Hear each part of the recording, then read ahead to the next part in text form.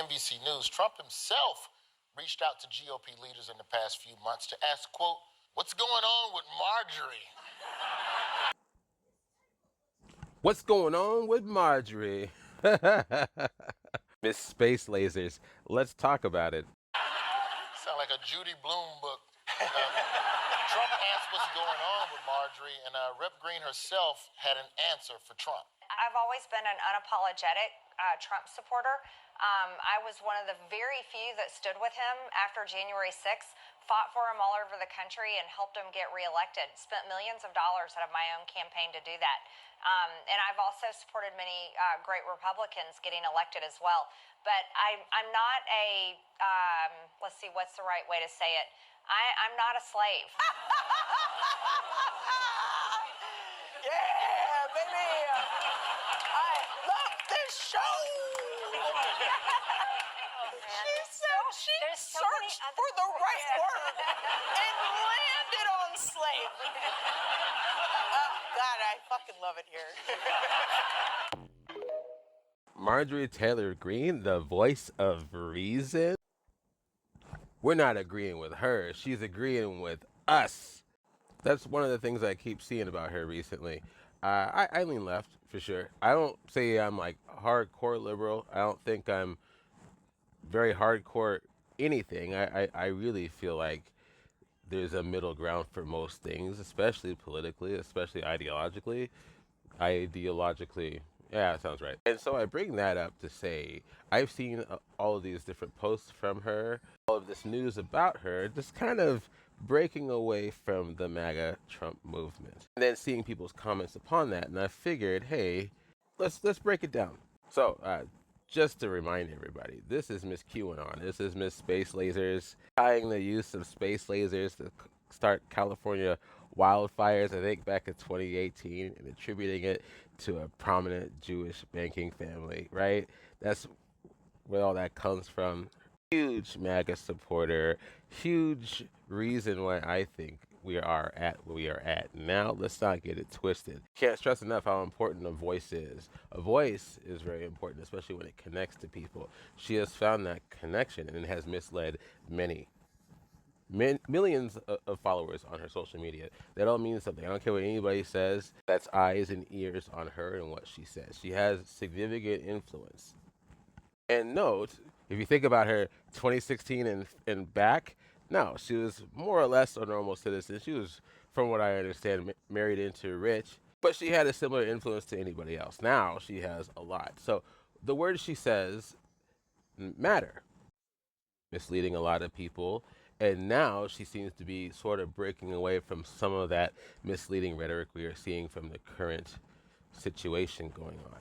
I don't think she's becoming more liberal. I think she is finding truly her own path to what she feels is conservatism and being a Republican. Is that something I agree with? Not entirely, and that's generally okay. For example, she's still very isolationist, nationalist in that she doesn't want to give money to any other country. She doesn't want to give it to Ukraine.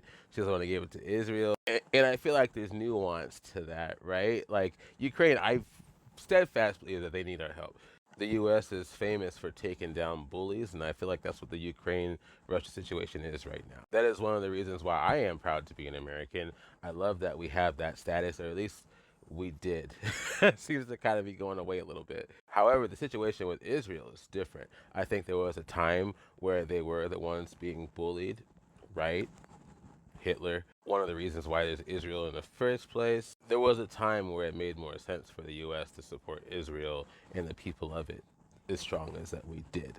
But times change, impermanence, different leaders take effect with different ideologies. And now we have in Israel with intertwined interests with many of our politicians, conflict of interest. So that I agree with more, on what she's saying. But ultimately, she is still against sending out foreign aid and keeping the money here and bolstering our own economy, our own people, which on its surface, there's elements of it I do agree with. What is very interesting to me about her and her voice, though, is I feel like she is very aware of the power she wields. And over the years, again, her career started in 2016, it's 2025.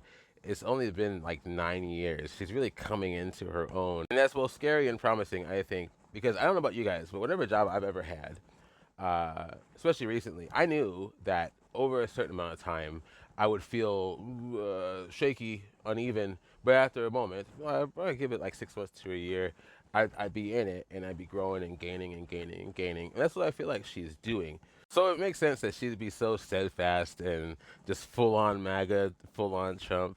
And now that she knows what's going on and she sees things, not so much. That is clear. I see that. But to be clear, she's also very careful about not just openly attacking the Dawn. I feel like that's on purpose. I feel like that's very accurate in her personality in that she knows where the hand that's feeding her is. Make no mistake, she wouldn't be where she is without Donald Trump. But that doesn't mean he's not noticing. That's why I led with that first clip. So what does it all mean for us, for her, for the Dawn? I think she stands as an example, a starting point of influence. Because ultimately, I also feel like this whole system's broken. It's because it's based more on sides than it is on nuance. And one thing I've learned, I'm 38 now, both in my career, personal life, and seeing the politics developing throughout my life, is there's way too much nuance to pretend as if there isn't. Marjorie Taylor Greene is a nuanced person. Who knew? She is representing that for a lot of people, I'm sure. I'm sure there's a lot of people on the conservative side of things that feel exactly the way she's feeling. In variations, grayscale, right? I think she represents the idea that you don't have to just be as she put it, slave to the party she's in. I think that word actually is hilarious and very accurate. Where you don't have to just go along with everything they say just because the leader says it. That is indeed L. Ron Hubbard behavior, if you know what I mean. And I really enjoy that she's using her influence to show that. And I do feel like that is intentional and unintentional at the same time. Last thought, I just want to say on the side, nationalism itself, I think it is very important to put the breathing apparatus on oneself before helping out other people. Absolutely. But I also feel World War II would be an excellent example, is if you ignore the other people's plight long enough, it's coming for you anyways. Pearl Harbor.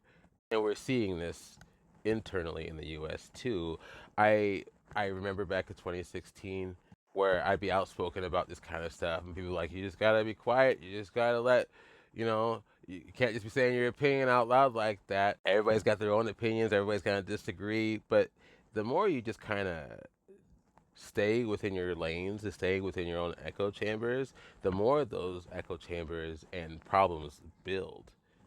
And we can see the results now. And I think a lot of people like Marjorie Taylor Greene, Candace Owens, Tucker Carlson, and even Charlie Kirk himself.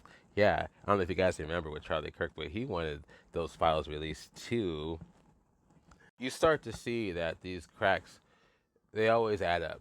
They always connect, and eventually you have a worse problem than you have had before. But what I like about her is she seems like she's willing to negotiate and come to the table. I don't get the same feeling from the rest of the administration.